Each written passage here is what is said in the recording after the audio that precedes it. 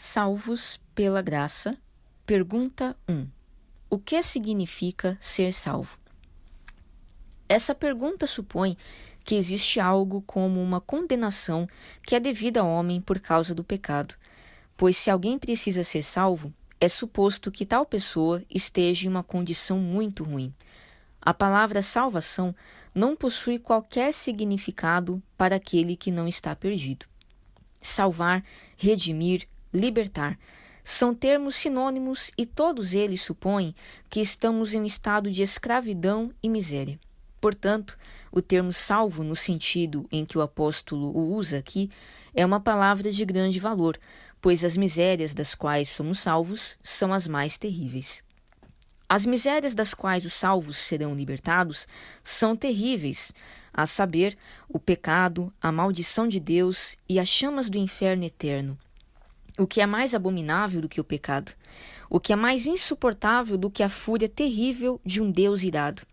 E o que é mais temível do que o abismo sem fundo do inferno? O que é mais temeroso do que ser atormentado ali para sempre com o diabo e os seus anjos? Ora, salvar, segundo o meu texto, é livrar o pecador dessas misérias e de todas as outras coisas que isso envolve. E embora os pecadores possam pensar que não é difícil responder a essa pergunta, devo dizer que não há homem que sinta corretamente o que é ser salvo, a menos que antes tenha conhecido experimentalmente algo do terror dessas três coisas. Isso fica evidente por todos aqueles que, pelas suas práticas, demonstram não ter uma grande preocupação com a salvação, mesmo que esse seja o assunto da mais alta importância para os homens. Pois que aproveita o homem ganhar o mundo inteiro se perder a sua alma. Mateus, capítulo 16, versículo 26. Porém, se a palavra salvo indica a nossa libertação do pecado, como aquele que não geme em sua consciência sob o fardo do pecado, pode dizer que é ser salvo. Sim, é impossível que alguma vez tal pessoa clame de todo o seu coração: que faremos, ó meus irmãos? Ou seja, que faremos para ser salvos? Atos 2:37. O homem que não tem feridas ou dores não pode conhecer a virtude da salvação, isto é, quem não a conhece por experiência própria não pode a valorizar nem estimar com aquele que recebeu a cura por meio dela.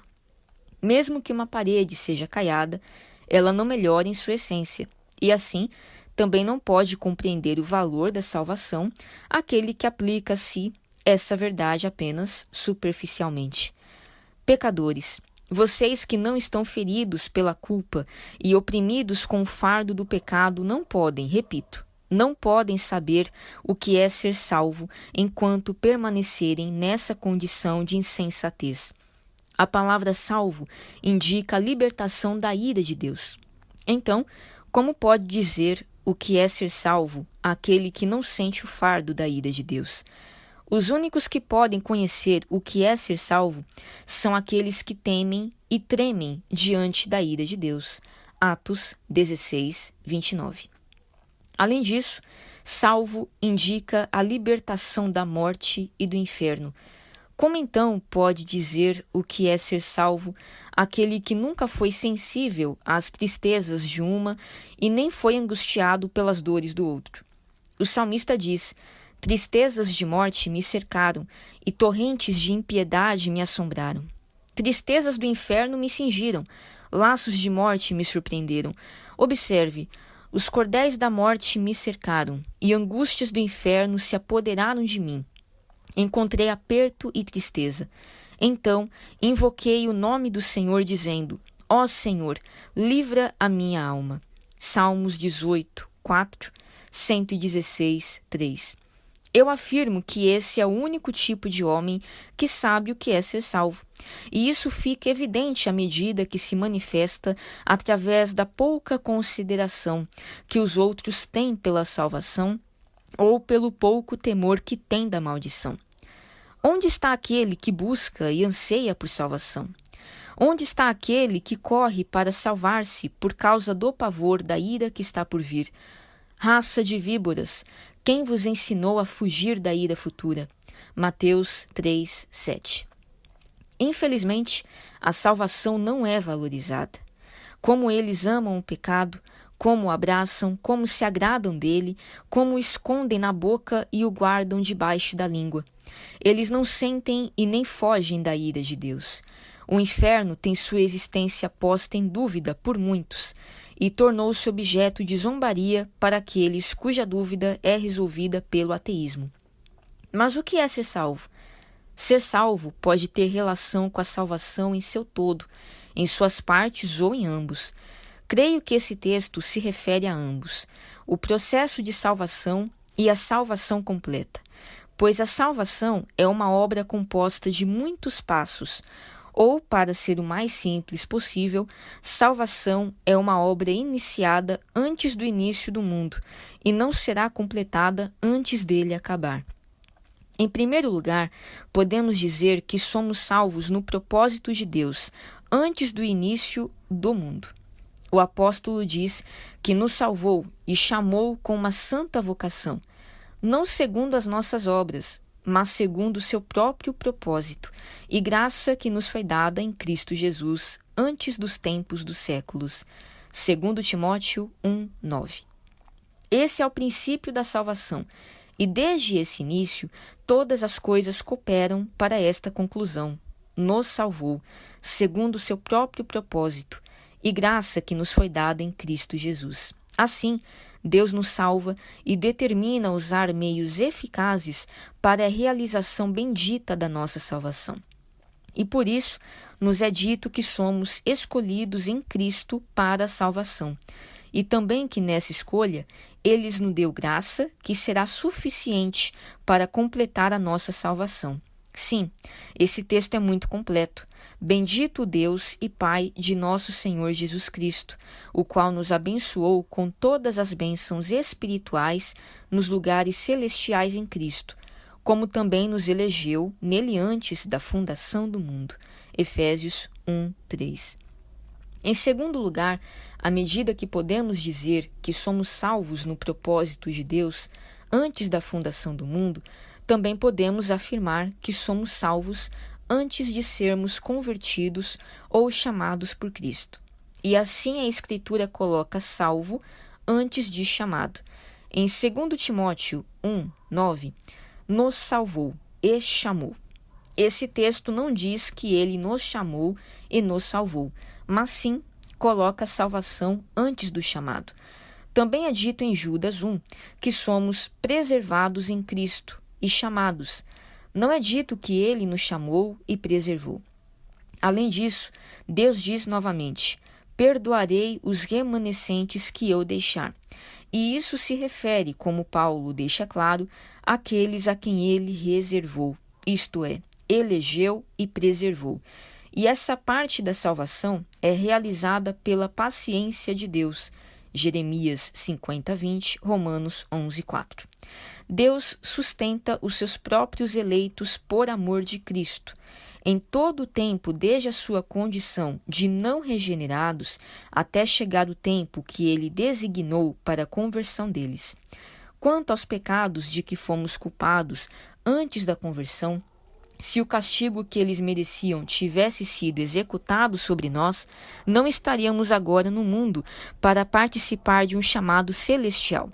Porém, o juízo que eles mereciam foi retido pela paciência de Deus, e durante todo o tempo que vivemos em impiedade e não convertidos, nós fomos preservados da morte e de muitos infernos que eram devidos a nós da parte de Deus por causa de nossos pecados. E aqui está a razão pela qual a vida é concedida aos eleitos antes da conversão, e o motivo pelo qual todos os pecados que eles cometem e todos os juízos que eles merecem não podem tirá-los do mundo antes que se convertam. Manassés foi um grande pecador e, pela transgressão que cometeu, foi expulso da sua própria terra e levado para a Babilônia. Porém, não puderam matá-lo, embora os seus pecados merecessem 10.000 mortes. Mas qual foi a razão?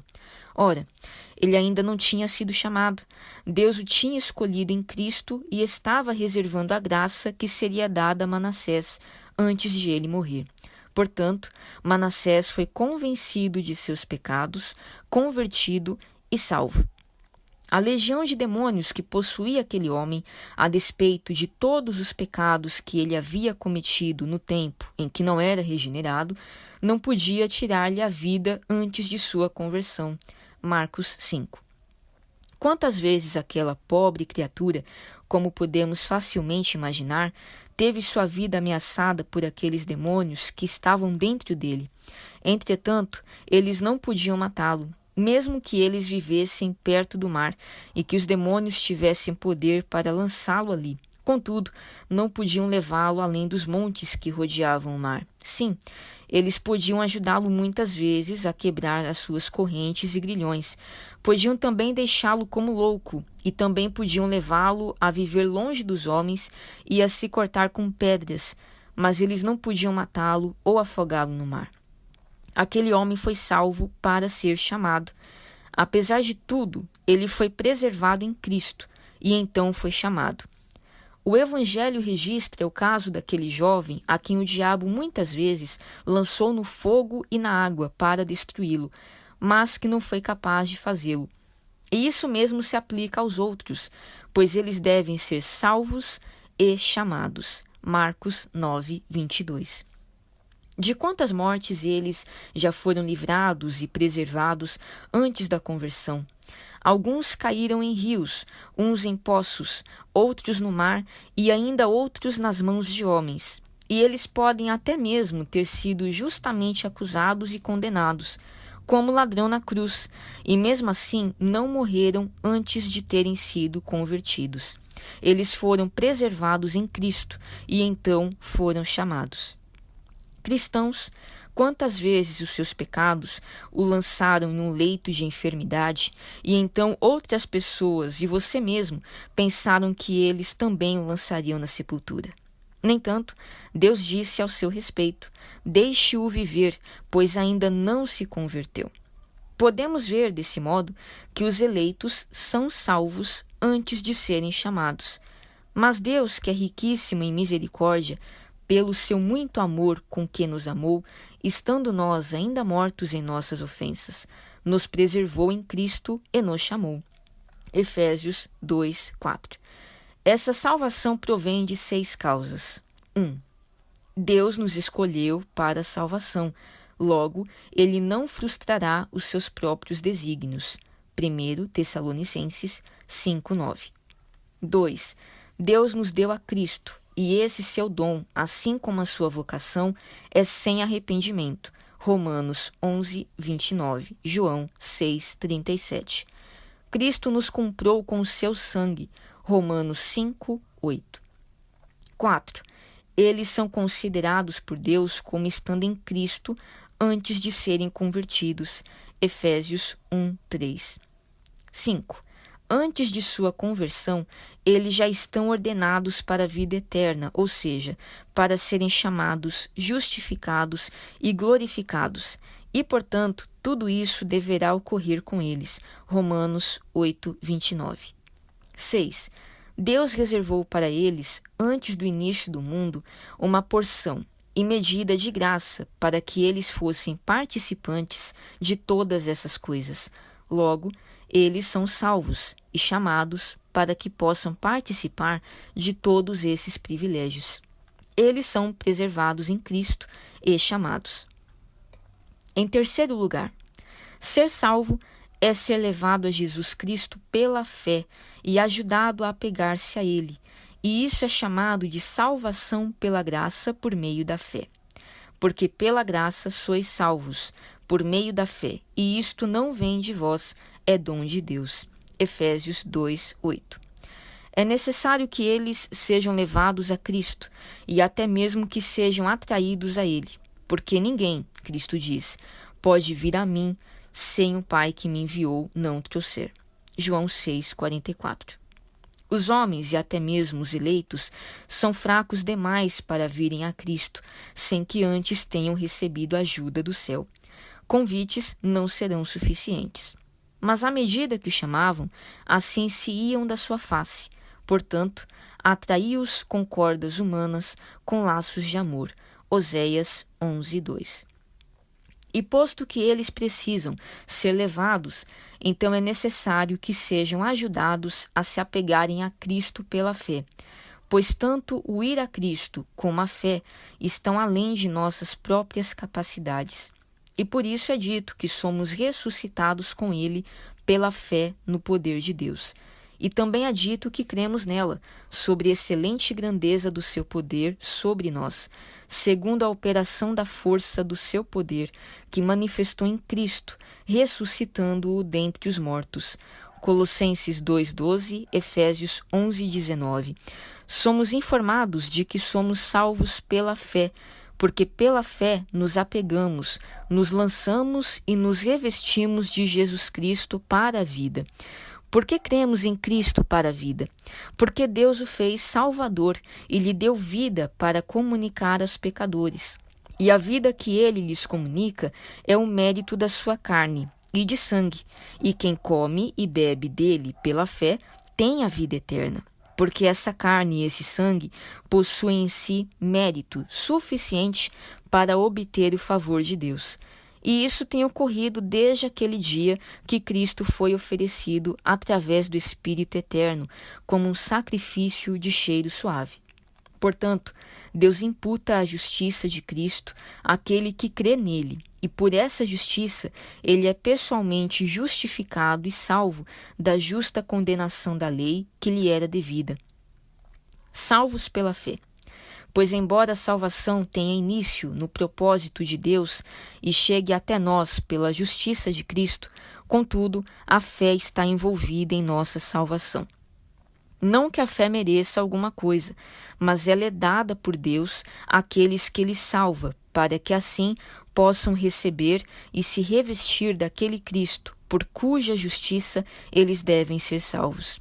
Portanto, essa fé é o que no presente distingue os que serão salvos dos que serão condenados. Por isso está escrito: aquele que não crê será condenado. Os crentes são chamados de filhos, herdeiros e abençoados com o crente Abraão, porque é pela fé em Jesus Cristo que a promessa é dada aos que creem. Gálatas 3:6, Romanos 4:13. Que os cristãos distinguam com cuidado entre o mérito e a causa instrumental da sua justificação. Cristo, com o que ele fez e sofreu, é a causa meritória da nossa justificação. Por isso é dito que ele foi feito por Deus, sabedoria e justiça, e que nós somos justificados pelo seu sangue e salvos da ira por meio dele, pois a sua vida e o seu sangue foram o preço da nossa redenção. 1 Coríntios 1:30, Romanos 5:9. Pedro diz que fomos redimidos, e não com coisas corruptíveis como prata e ouro, aludindo à redenção por dinheiro que esteve vigente sob a lei, mas com o precioso sangue de Cristo. Portanto, faça de Jesus Cristo o objeto da sua fé para a justificação, pois pela justiça dele os seus pecados serão cobertos segundo a justiça da lei. Crê no Senhor Jesus Cristo e serás salvo, porque ele salvará o seu povo dos seus pecados. Atos 16:31, Mateus 1:21. Em quarto lugar, ser salvo é ser preservado na fé até o fim. Aquele que perseverar até o fim, esse será salvo. Mateus 24:13.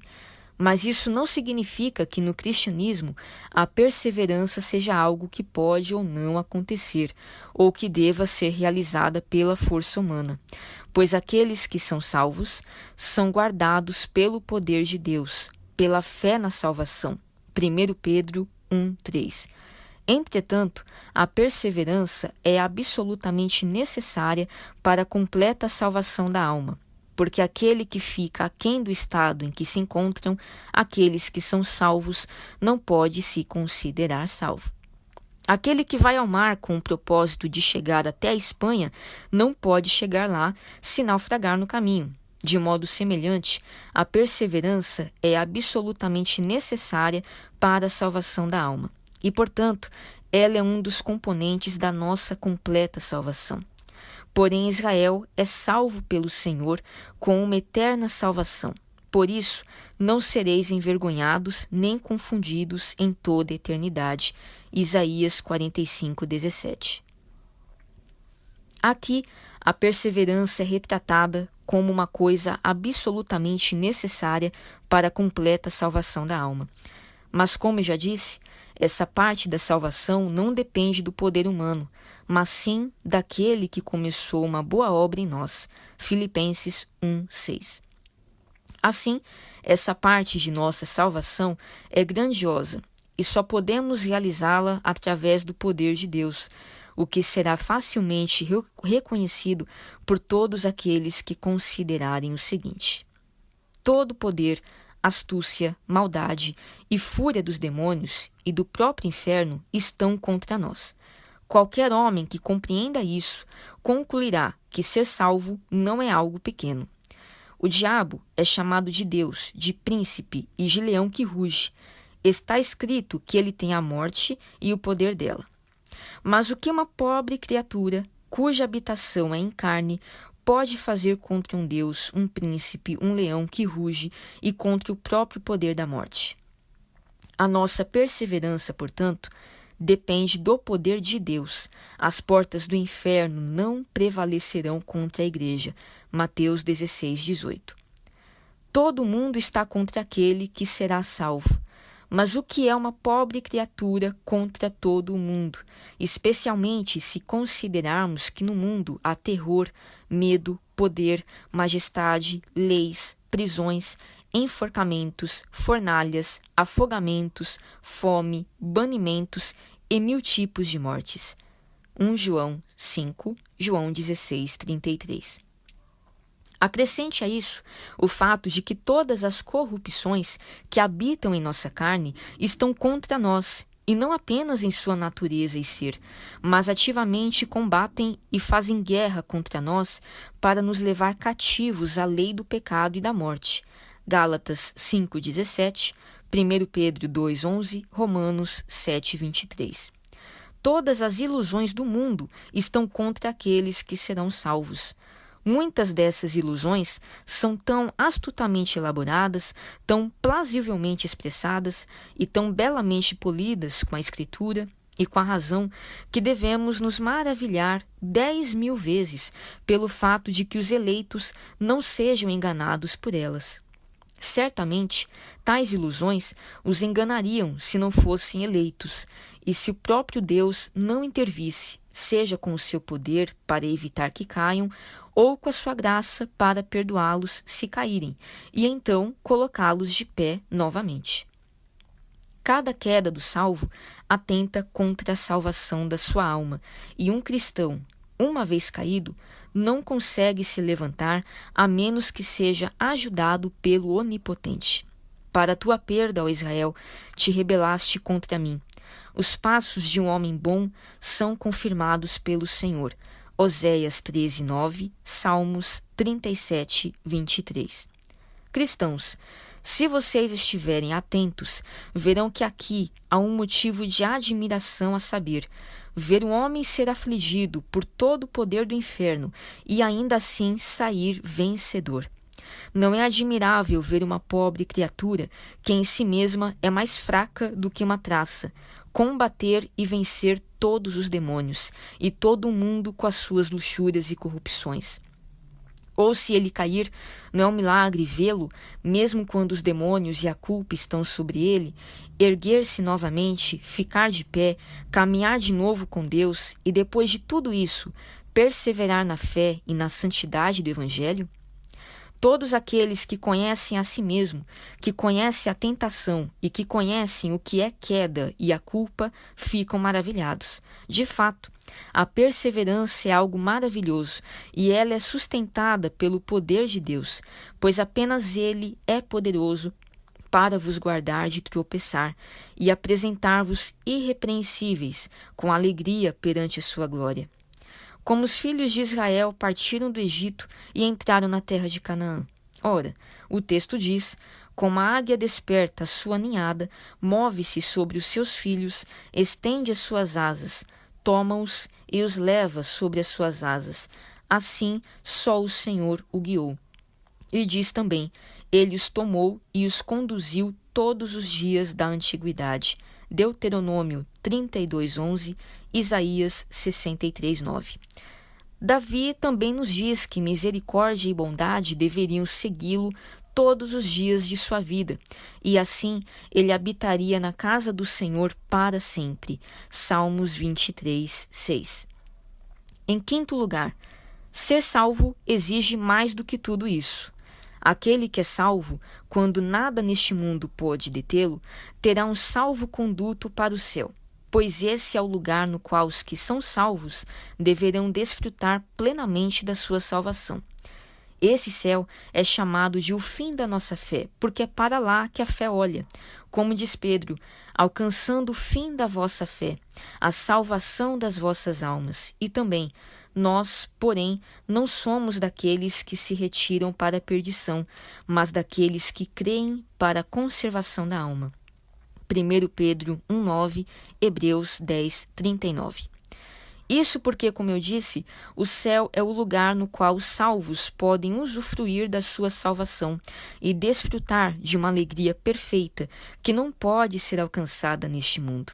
Aqui somos salvos pela fé e pela esperança da glória, mas lá, nós que somos salvos, desfrutaremos do fim de nossa fé e de nossa esperança, ou seja, a salvação das nossas almas.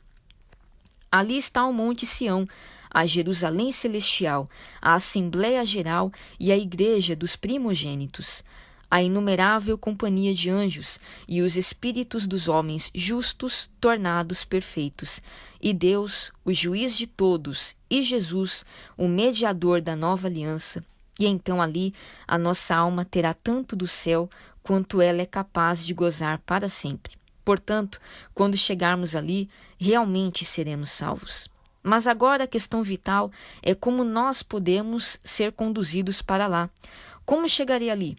Existem muitas alturas e profundidades para dificultar nosso caminho. Romanos 8:38.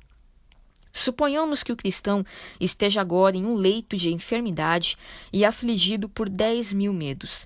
Por vezes, os temores do leito de enfermidade são terríveis, medos que são gerados pela lembrança dos pecados, talvez dos últimos 40 anos. Medos que são gerados por sugestões temerosas do diabo, por imaginar a morte e a sepultura, e talvez o próprio inferno. Medos que são gerados pelo aparente afastamento e pelo silêncio de Deus e de Cristo, e talvez pelo próprio diabo. Alguns desses terrores fizeram Davi clamar: poupa-me, até que tome alento, antes que me vá e não seja mais. Os cordéis da morte me cercaram, e angústias do inferno se apoderaram de mim.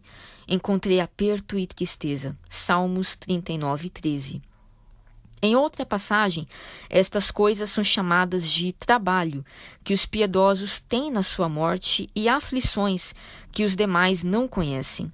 Não se acham em trabalhos como outros homens, nem são afligidos como outros homens. Salmos 73:9. Entretanto, o Senhor salvará o seu povo de todas essas coisas. Nenhum único pecado, nem temores, nem o diabo, nem a sepultura ou o inferno os impedirão de ir ao céu. Como isso acontece? Por que você deve ter um salvo-conduto para o céu? Como será conduzido para lá? Será conduzido pelos anjos. Não são, porventura, todos eles, os anjos, espíritos ministradores enviados para servir a favor daqueles que hão de herdar a salvação? Hebreus 1:4. Esses anjos não falharam em executar a missão que receberam em relação aos que são salvos. Antes, conforme a ordem que receberam de Deus, virão do céu para ministrar esse serviço a eles, ou seja, virão para cuidar das preocupações e aflições de nossa alma, a fim de conduzi-la em segurança para o seio de Abraão. A nossa miséria neste mundo, a nossa fraqueza na fé, ou a repugnância das nossas enfermidades não impedirão ou farão com que esses espíritos graciosos deixem de prestar esse serviço em nosso favor. Isso foi verdadeiro no caso de Lázaro, aquele mendigo que era tão desprezado pelo rico glutão que nem sequer lhe era permitido entrar pelas portas daquele. Lázaro era um mendigo cheio de feridas podres. Contudo, quando ele morreu, os anjos vieram do céu para o buscarem. E aconteceu que o mendigo morreu e foi levado pelos anjos para o seio de Abraão. Lucas 16, 22. É verdade que muitas vezes as tentações que sobrevêm aos homens no leito de enfermidade são as mais violentas, porque ali o diabo busca nos atingir pela última vez e nunca mais nos atacará. Além disso, talvez Deus permite que seja assim para que a entrada no céu seja mais doce e o som dessa salvação mais alto. É uma bênção para nós que nosso Deus permaneça como nosso Deus e nosso guia até a morte, e que depois ordene aos seus anjos que nos conduzam em segurança para a glória. Isso é verdadeiramente uma salvação, e ele salvará Israel de todas as suas angústias, tanto das angústias das horas de enfermidade, como de todas as demais. Salmos 25, 22. Em sexto lugar, para que sejamos salvos, perfeitamente salvos, é necessário mais do que tudo isso. Os piedosos ainda não estão perfeitamente salvos quando a sua alma já está cativada pelo céu. É verdade que o espírito deles está aperfeiçoado e que possuem tanto do céu quanto atualmente podem suportar. Contudo, visto que o homem é constituído de corpo e alma, não podemos dizer que ele está perfeitamente salvo, enquanto apenas parte dele está no céu. Tanto seu corpo como seu espírito foram comprados pelo preço do sangue de Cristo. Seu corpo é o templo de Deus e um com Cristo. Portanto, ele não pode ser completamente salvo até que chegue o tempo da ressurreição dos mortos. 1 Coríntios 6:13, Efésios 5:30. Portanto, quando Cristo vier pela segunda vez, ele então salvará o corpo de todas as coisas que atualmente o incapacitam de estar nos céus. Mas a nossa cidade está nos céus, de onde também esperamos o Salvador, o Senhor Jesus Cristo, que transformará o nosso corpo abatido para ser conforme o seu corpo glorioso, segundo o seu eficaz poder de sujeitar também a si todas as coisas. Filipenses 3:20. Quão grande quantidade de bem Deus pôs nessa pequena palavra, salvo. Não veremos todo o bem que Deus colocou nessa palavra até que o Senhor Jesus volte e ressuscite os mortos. Ainda não é manifestado o que havemos de ser. 1 João 3:2. Assim, até que se manifeste o que seremos, não podemos ver a profundidade da palavra salvo.